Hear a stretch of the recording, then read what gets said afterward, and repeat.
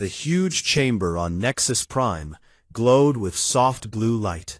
Thousands of seats rose in circles around the center. Every major alien species had a place here. Tall, thin beings with glowing skin sat next to short, armored creatures with many eyes. Some looked like living plants. Others floated in tanks of liquid. All of them belonged to the Galactic Council. For thousands of years, this council decided the rules for the stars. In the middle of the floor stood a single human. His name was John Carter. He wore a plain gray suit. No weapons, no guards. Just one man from Earth. He looked calm. His hands stayed at his sides. His face showed no fear. High above him, on a raised platform, the High Chancellor spoke. The Chancellor was very old. His species lived for centuries. His skin looked like cracked stone. When he talked, his words came through small floating devices that turned them into every known language at once. "The Council has listened," the Chancellor said in a deep, slow voice. "We have heard the reports. We have seen the data. We have debated for many cycles." John Carter did not move. He kept his eyes on the Chancellor. "Your species," the Chancellor continued, "has shown great skill. You learn fast, you build ships, you explore far, you fight when you must. But you also act without thinking. You break old rules. You expand too quickly. You show little respect for the balance we have kept for so long." Murmurs rose from the seats. Some aliens nodded. Others clicked their tongues or flashed lights in agreement. The Chancellor raised one long arm. The room became quiet again. "Many members fear you," he said. "They fear what you will do if you grow stronger. They remember how you defeated the Kren in open battle, when no one thought you could. They remember how you refused to stop mining the asteroid belt claimed by the Vora. They remember your words, 'We take what we need to survive.'" John still did not speak. "We have tried to teach you," the Chancellor went on. "We offered slow membership, limited zones, careful steps. You rejected our pace. You demanded more, always more." A tall, feathered delegate from the back stood up. "They mock our traditions," the delegate cried. "They laugh at our ceremonies." Another voice joined in. "They spread too fast, like a fire." The murmurs grew louder. The Chancellor waited until silence returned. "Therefore," he said, "the Galactic Council has voted. The result is clear. Earth is exiled forever." The words hung in the air. "You may never rejoin galactic society," the Chancellor continued. "You may never approach any member world. Your ships will be barred from our lanes. Your signals will be blocked. Your name will be removed from our records. You are cut off forever." A soft bell rang through the chamber. The judgment was final. Many aliens clapped their hands, tentacles or claws. Some cheered quietly. Others simply watched with cold eyes. John Carter stood very still. He looked up at the high platform. Then he looked around the room. He saw the faces full of relief. He saw the faces full of worry. He saw the faces full of hate. He took one slow breath. Then the corner of his mouth moved. It was a small grin. Very small, almost not there, but it was real. The Chancellor noticed it. His stone-like brow moved slightly. "You find this funny, human?" John's voice was clear and steady. No anger, no shout. "No," he said, "not funny, just useful." The word hung in the air like the judgment had. Useful. Some aliens frowned. Others looked confused. John gave a small nod. One nod only. Then he turned. He walked toward the wide doors at the back of the chamber. His steps made no sound on the smooth floor. No one stopped him. No guards grabbed him. The council had no need. The sentence was already carried out. As the doors closed behind him, the murmurs started again. Some laughed. Some whispered about the strange human grin. Most thought it was just pride, a last act of defiance from a beaten species. They were wrong. Far away on the blue planet called Earth, the same words arrived. Deep inside a tall building in New York, many screens showed the same scene. The United Nations Hall was full. Leaders from every country sat in rows. They watched in silence. The air felt heavy. President Laura Bennett sat in the front row. She had short brown hair and sharp green eyes. Her hands rested on the arms of her chair. When the Chancellor said "Exiled forever," a few people gasped. Some put hands over their mouths. A man in the back row cursed under his breath. Laura Bennett did not move. She watched John Carter's small grin. She saw the nod. She heard his one word: useful. Her lips curved. It was not a big smile. It was quiet, private, but it was there. She leaned back in her chair. One of her advisors, a tall man named Daniel Hayes, leaned close. "Madam President," he whispered, "this is a disaster. Our trade stops, our research ends, our people in space." Laura raised one hand. "Just a little." Daniel stopped talking. She kept watching the screen until John walked out and the doors closed. Then she spoke. Her voice was soft. Only the people near her heard it. "Perfect," she said. Daniel stared at her. "Perfect?" Laura turned her head. Her eyes met his. "Perfect." She looked at the others around her. A woman named Olivia Grant, a man named Ryan Mitchell, a quiet engineer named Brian Cole. They all looked worried, but they waited for her words. Laura stood up slowly. The room became very quiet. Everyone watched her. She spoke louder now, not a shout, just clear. "They think they have punished us," she said. "They think they have locked us in a cage. They think we will sit here and cry." She paused. "But they forgot something," she continued. "They forgot that the cage has no roof." A few people blinked. Laura smiled wider. "They told us we cannot go to their worlds," she said. "They told us we cannot use their roads. They told us we cannot talk to them." She spread her hands. "So we will not," she said. "We will go somewhere else. We will build our own roads. We will talk to the stars that no one owns yet." Someone in the back clapped once. Then more. Laura looked around the hall. "For years we followed their rules," she said. "We waited, we asked, we tried to fit in. Now they say no. Fine. We say goodbye." She pointed at the big screen where the council chamber still showed empty seats. "They want to watch us suffer," she said. "Let them watch something else." Her voice grew stronger. "Let them watch us leave," she said. "Let them watch us grow. Let them watch us become something they never expected." She looked at Daniel Hayes. "Send the signal," she told him. "Quietly. No press, no announcements yet. Just the order. Begin the protocols." Daniel nodded. He stood up. He walked toward the side door. Laura turned back to the others. "Earth is not small," she said. "Earth is not weak. Earth is young, and young things grow fast when you stop holding them back." The same smile John Carter had shown. "Perfect," she whispered once more. Then she added the words everyone would remember later. "Watch this." The hall stayed quiet for a moment. Then people stood. They nodded to each other. They moved toward the exits.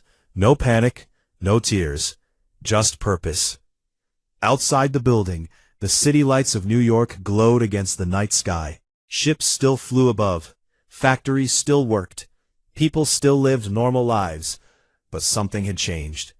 Deep inside hidden bases, machines began to hum. In dark hangars, huge ships waited. In secret labs, plans unfolded. The council thought they had ended humanity's story. They had only started it. The doors of the council chamber closed behind John Carter. He walked down the long white hallway without looking back. Alien guards watched him go. They did not speak. They thought the human looked defeated. They were wrong. John stepped into a small shuttle. It was plain gray, like his suit.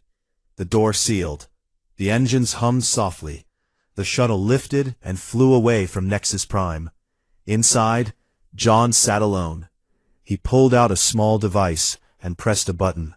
A green light blinked once. The message was sent. Short, coded. Only a few people on Earth would understand it. Phase 1 complete. No appeal, no delay. Begin quiet withdrawal. Back on Earth, the message arrived in many places at once. In underground rooms, in hidden offices, in space stations far from prying eyes. People read it and nodded. No one cheered. No one panicked. They just started to move. President Laura Bennett sat in her office in Washington. The room was dark except for the glow of screens. She read the same message. She closed her eyes for a second. Then she opened them and pressed a button on her desk. "Get me Daniel Hayes," she said. Daniel Hayes was already waiting outside. He walked in fast. He was tall and thin. His glasses sat low on his nose. He carried a tablet. "Madam President," he said. "Tell every ambassador to come home," Laura said. "No speeches. No protests. Pack light. Leave everything that is not ours. Be gone in 48 hours. Daniel nodded, already drafting the orders. "Ships too," Laura added. "All human freighters pull back. Cancel every trade deal. Shut down every joint lab. If it has our people on it, bring them home." Daniel wrote quickly on his tablet. "The council will think we are angry, maybe scared." "Let them," Laura said. "Better they think that than guess the truth." Daniel left. Laura stood up. Outside, the city looked normal. Cars moved. People walked. Lights shone. No one knew yet. That was good. In the next weeks, the withdrawal happened fast and quiet. Human ambassadors left council stations one by one. They did not argue. They did not say goodbye. They packed bags, shook hands if needed, and left. Some aliens watched with surprise. Others laughed. "They run like children," one said. Human traders did the same. Cargo ships full of goods turned around in deep space. They ignored hails from alien ports. They flew straight back to Earth or to hidden bases. Joint science projects stopped. Humans walked out of labs mid-test. They took their notes and their tools. They left alien equipment behind. No theft, just clean breaks. The council watched all of this. Reports came in every day. At first they smiled. See, they accept defeat. Then the smiles faded. Why so fast? Why no fight? A few wise members felt worry. "Humans do not give up easily," one said. "This feels wrong." But most did not listen. They thought Earth was broken. They thought the exile worked. On Earth, things moved in secret. Far below the desert in Nevada, big doors opened in the ground. Huge machines rolled out. They carried parts for ships. In the cold forests of Siberia, tunnels lit up. Workers in white suits moved fast. They loaded crates into trains that ran deep underground. In orbit, hidden shipyards woke up. These were not the small stations everyone knew. These were big, built in secret over 20 years, far past the moon, covered by fake signals and old junk. Now the covers fell away. Lights came on. Welding arms moved. Engines tested. Olivia Grant stood in the control room of one shipyard. She was short, with black hair tied back. She watched screens show the first big ship coming to life. "Status?" she asked. A young engineer named Ryan Mitchell answered. "Hull sealed. Drives green. Cryo bays loaded. We can launch in 6 days." Olivia smiled a little. "Good. Keep it quiet. No radio chatter unless coded." Ryan nodded. He knew the rule. Silence was their shield. The ships were not warships. Not yet. They were arcs. Long, wide, built to carry thousands. Inside them were seeds, animals and frozen eggs, machines that could build more machines, water makers, air cleaners, power plants that ran for centuries. Each ship could start a new world. Olivia walked along a catwalk. She looked down at the rows of ships. 10 so far. More coming. She touched the rail. It felt cold. We waited too long to be part of their club, she said to herself.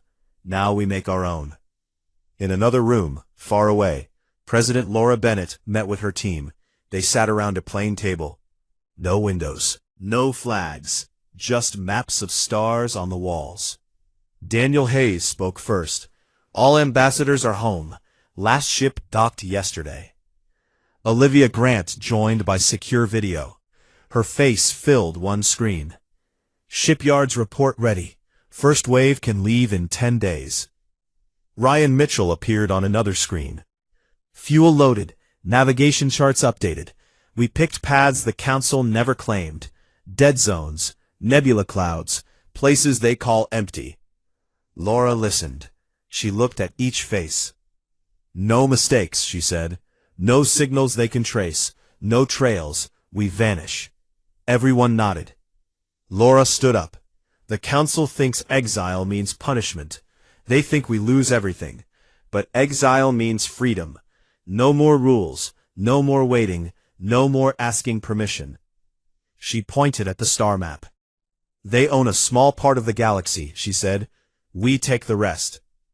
Daniel raised his hand. What if they follow? Let 'em try. By the time they notice we are gone, we will be too far. And when they look again, she paused, they will see something new. The room stayed quiet. Everyone felt it. This was not running away. This was choosing a bigger path. Outside, normal life went on. People worked. Children played. News talked about the exile. Some were angry. Some were sad. Most just waited. They trusted their leaders.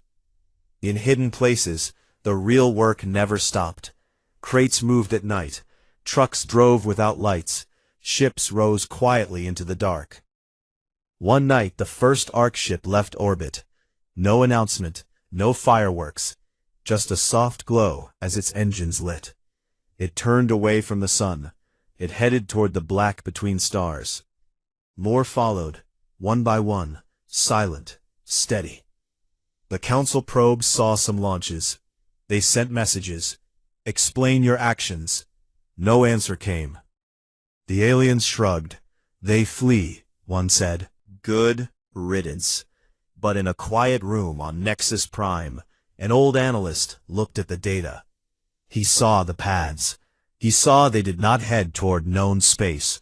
He saw they went the other way. He felt cold. They are not fleeing, he whispered. No one heard him. On the bridge of the lead ship, John Carter stood again. He wore the same gray suit.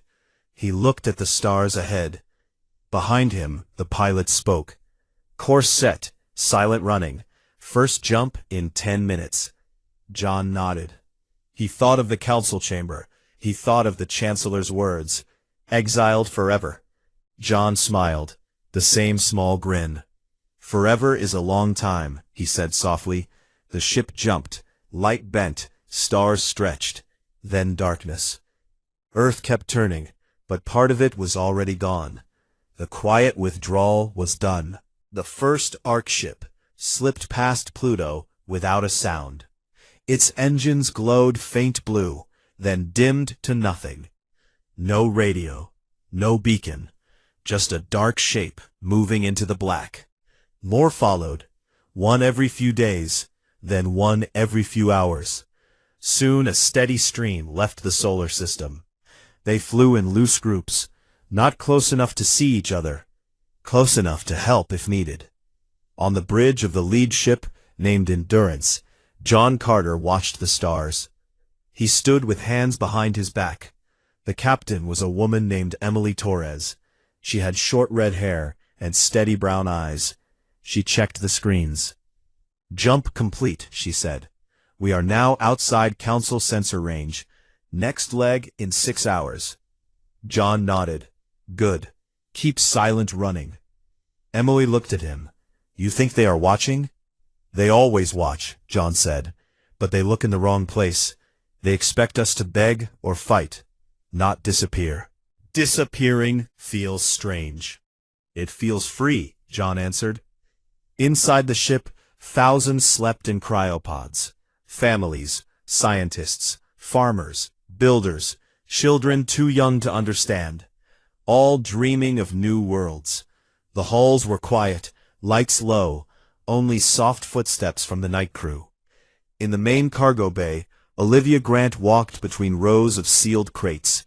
She checked seals, she tested airlines, she made sure every seed bank stayed cold. A young worker named Kevin Brooks followed her with a tablet. All green so far, Kevin said. Olivia stopped at one crate. It held frozen embryos, thousands of species, cows, chickens, bees, even rare birds from old earth forests. These little ones, she said, touching the cold metal, they don't know they are exiles. They just know they are going home. A new one.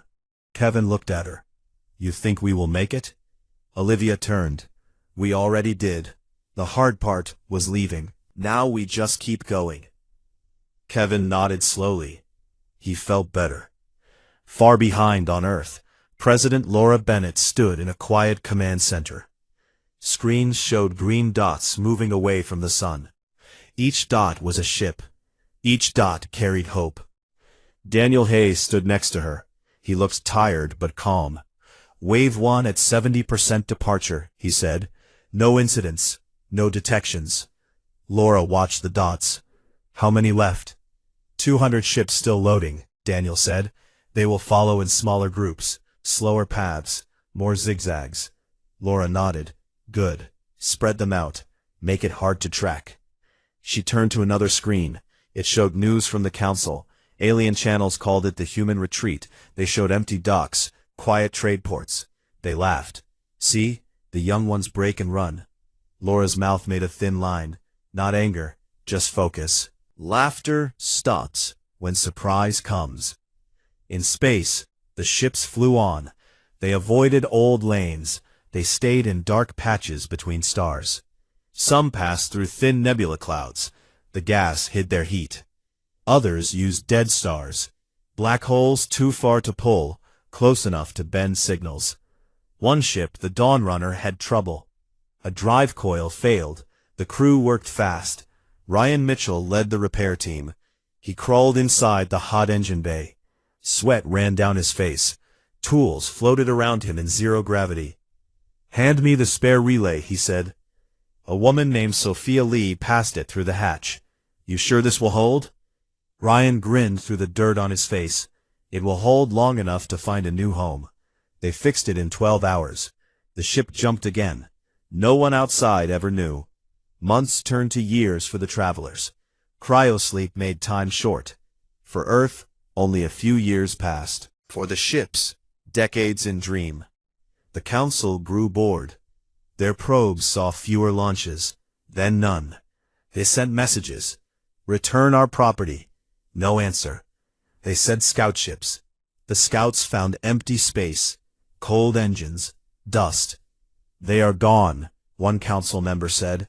Finished. The High Chancellor agreed. Let the void take them. But not everyone believed it. An old alien named Cale Vorn sat in a small office on Nexus Prime. He studied old data. He drew lines on maps. He saw patterns.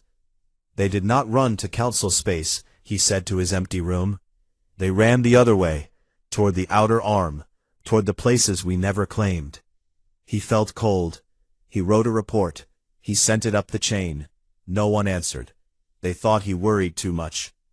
On the Endurance, John Carter woke from cryo. His body felt stiff. He drank warm broth. He walked to the observation deck. Stars filled the window. Different stars. Brighter. Closer. Emily joined him.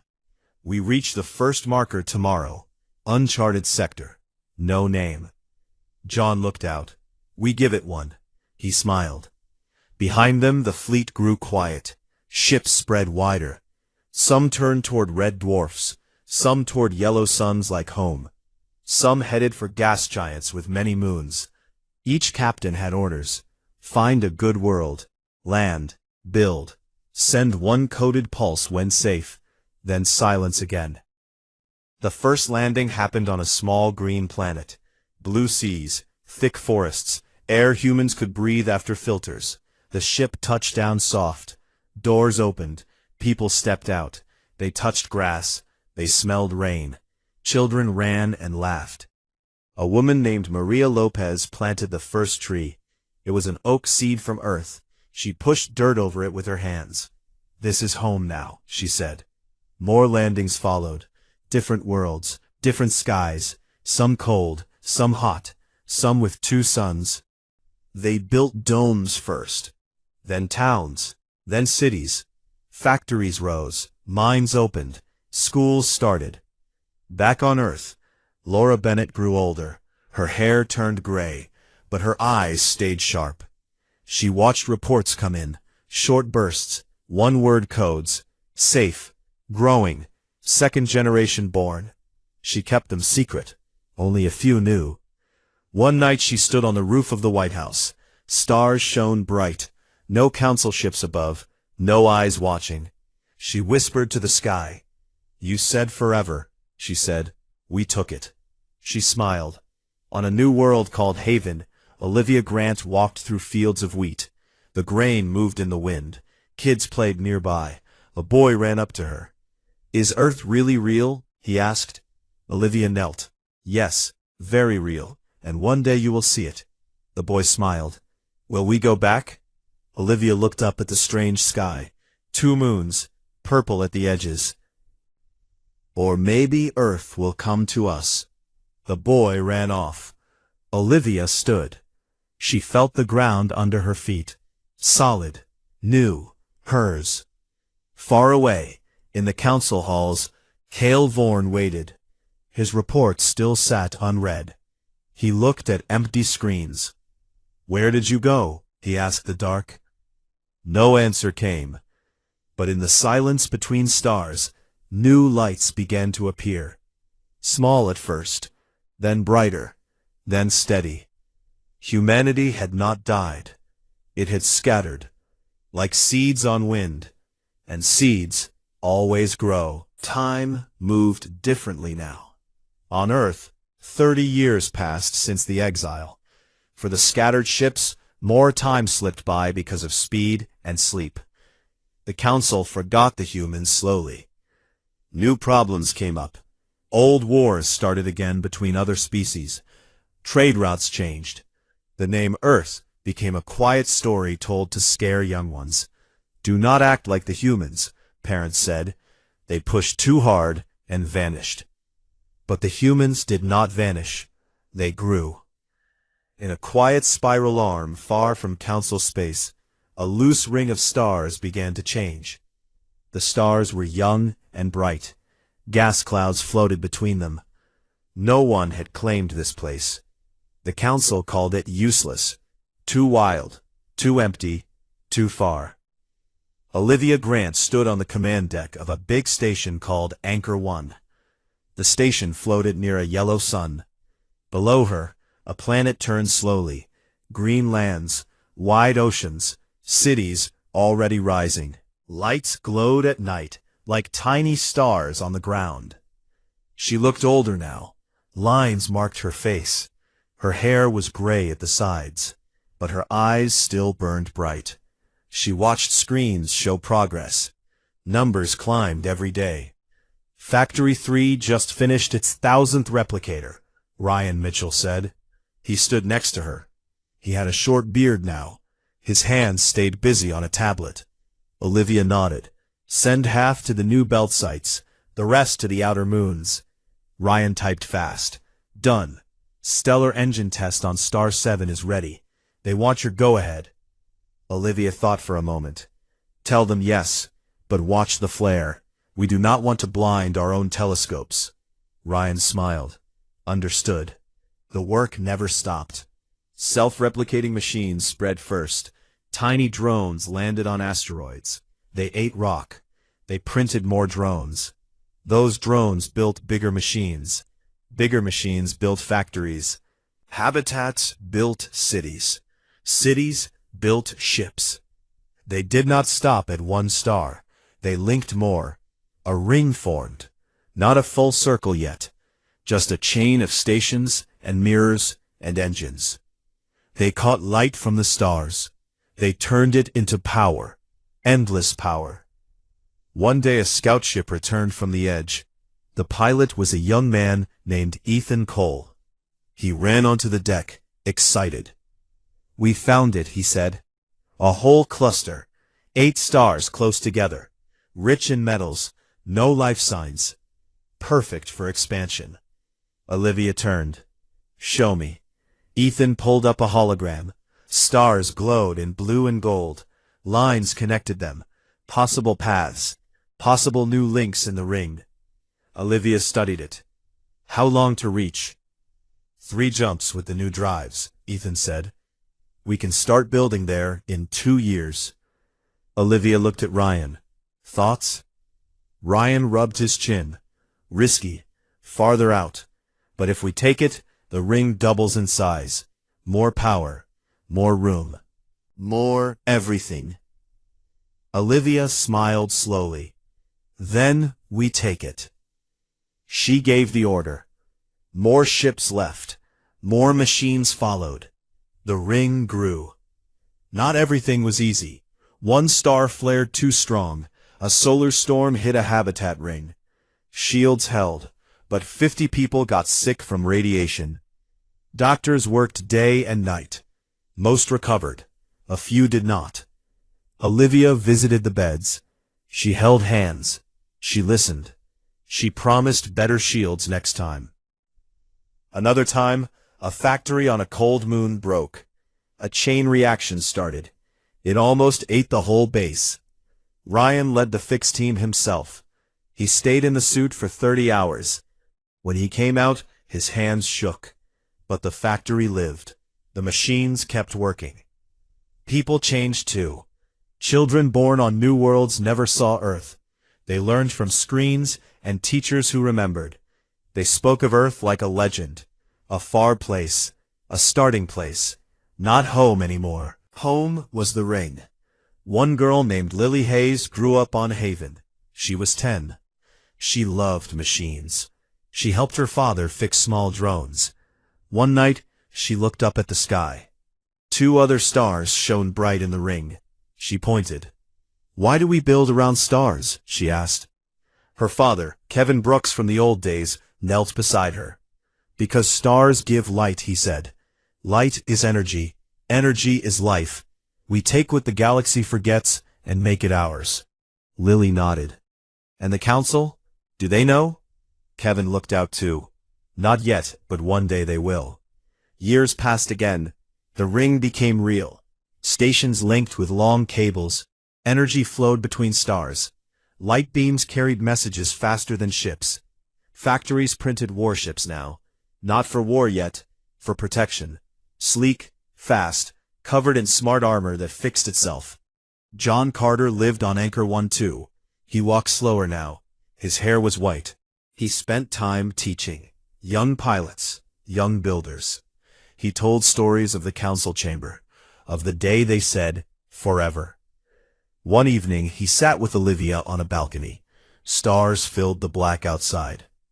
"You were right," he said. "The exile was perfect." Olivia laughed softly. "I was scared every day." John looked at her. Scared people do big things. They watched a new section of the ring light up. A bright line connected 2 stars. Power jumped. The whole chain glowed stronger.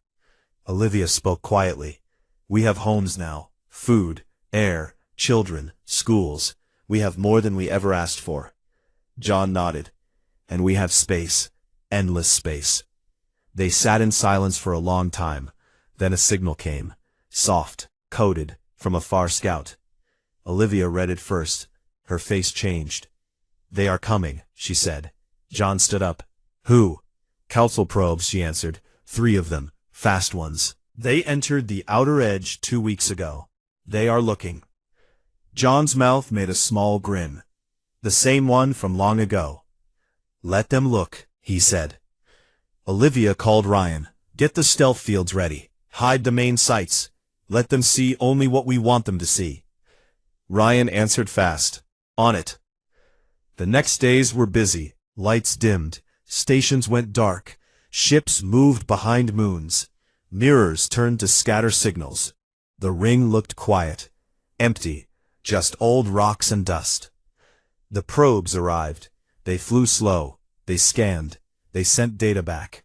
They saw broken machines, empty habitats, cold engines, signs of failure, signs of death. The probes sent their report. Human remnants, failed colony attempt, no active signals, no life. The council read it. They nodded. It is done, High Chancellor said. The problem solved itself. Relief spread through the chambers. But on Anchor 1, Olivia watched the fake data on her screen. She smiled. They bought it, she said. John stood beside her. Good. Let them relax. He looked out at the real ring, hidden, growing, strong. Now, he said softly, we finish it. More ships left. More factories started. More stars joined the chain. The ring grew brighter every year. And somewhere far away, the council slept easy. They did not know. They had only delayed the moment when humanity would return, not to beg, not to fight, but to show what forever really meant. A full century had passed since the day the council said exiled forever. For many alien species with long lives, it felt like yesterday. For humans, it felt like a different life. The ring of stars now shone bright across a wide arm of the galaxy. Hundreds of suns linked by beams of captured light. Thousands of worlds turned under human skies. Billions lived there. Cities floated between planets. Ships moved like fish in a sea. Factories never slept. Children laughed in schools, built from printed stone and glass. On Anchor 1, the oldest station, John Carter still walked the decks. His steps were slow. His hair was pure white. His eyes, though, stayed sharp. He liked to stand at the big window and watch the ring glow. It looked like a necklace of fire across the black. Olivia Grant had passed years ago. Ryan Mitchell led the council now. He was older too, but strong. He ran things with calm hands. He never forgot the early days. One morning a quiet alarm sounded. Soft, not loud, just enough to wake the leaders. Ryan walked into the command room. Screens showed 3 shapes moving slow at the edge of the ring. Not council probes this time. Bigger, official, flying under white flags of peace. Delegation, a young officer said. They asked to speak, face to face. Ryan looked at John. John nodded once. Bring them in, Ryan said. The outer dock. No weapons, no tricks.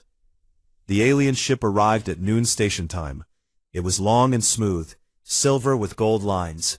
The council seal glowed on its side. The door opened. 5 figures stepped out.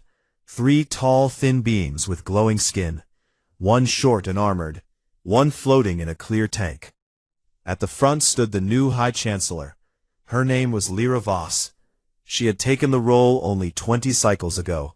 She looked young for her kind. Her eyes were deep violet. John Carter waited at the end of the walkway. He wore a simple gray coat. No suit, no rank marks. Just an old man with a small smile. Lyra stopped a few steps away. She studied him. You are John Carter, she said through her translator. The one who smiled the day we spoke the sentence. John gave a small bow. I am. You look older, she said. Time works the same for all of us, John answered. Some just feel it more. Lyra looked past him. She saw the wide window. She saw the ring. Lines of light connected star after star. Habitats turned slowly. Ships moved in perfect order. Her voice became quiet. We came to speak of old things, of exile, of what was said long ago. John gestured toward a side room. Come, sit, talk. They walked together. No guards, no tension, just steps on metal. Inside the room, chairs waited around a round table. No flags, no symbols, just water and simple food. Humans knew how to be polite. Lyra sat, Her team sat behind her. Ryan sat across. John sat next to Ryan. Lyra spoke first. We monitored your disappearance. We thought you failed. We thought the void took you. Then, years later, strange signals came. Energy bursts. New radio patterns. We sent scouts. They vanished. We sent more. They vanished too. John listened. No words yet. We told ourselves it was nothing, Lyra continued. A ghost. A mistake. But the signals grew. The patterns became clear. Organized. Alive. We could no longer pretend.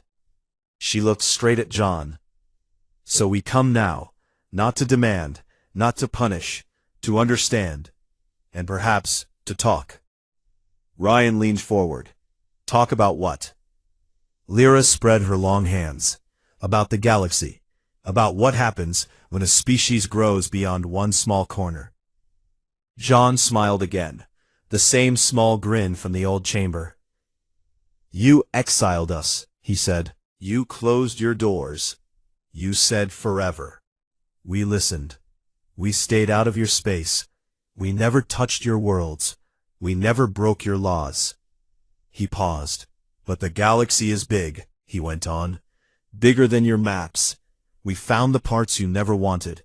We cleaned them. We built on them. We made them home. Lyra looked down. We see that now. John stood up slowly. He walked to a wall panel. He touched it. A hologram appeared. The whole ring showed in bright blue. Stars, worlds, stations, ships, trade lanes, population numbers climbing every year. This is ours, John said. Not taken. Built. From nothing. Lyra stared at the hologram. Her team whispered. One of them touched the image. It moved under their fingers. How many? Lyra asked. Over 12 billion, Ryan answered. And growing. We do not stop. Lyra closed her eyes for a moment. When she opened them, she looked different. Not angry. Not afraid. Maybe sad. We made a mistake, she said. We thought control meant safety.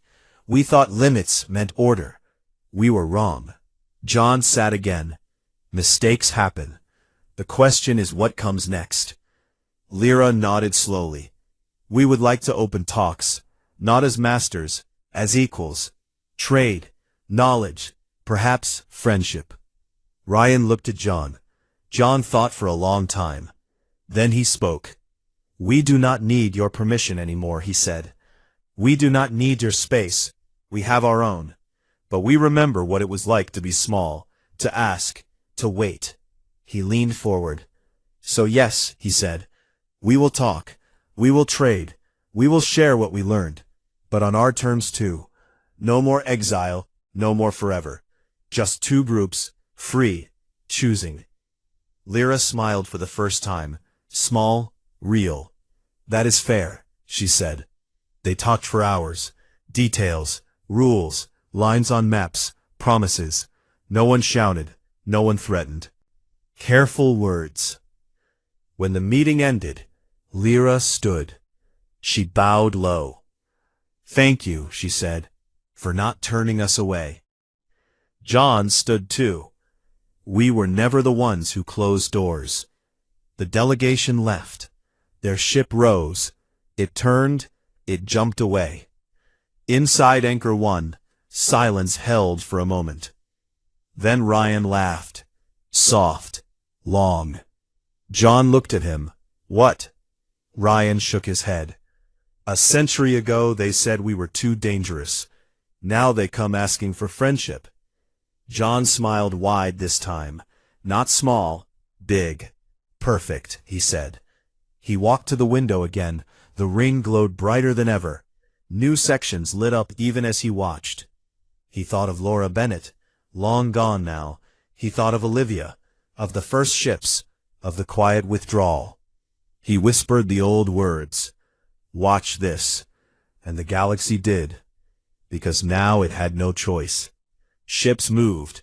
Lights danced. Children grew. Stories spread. Humanity had not come back to beg. It had come back bigger, stronger, free. And the old council learned something new. Forever is not a sentence, it is a beginning.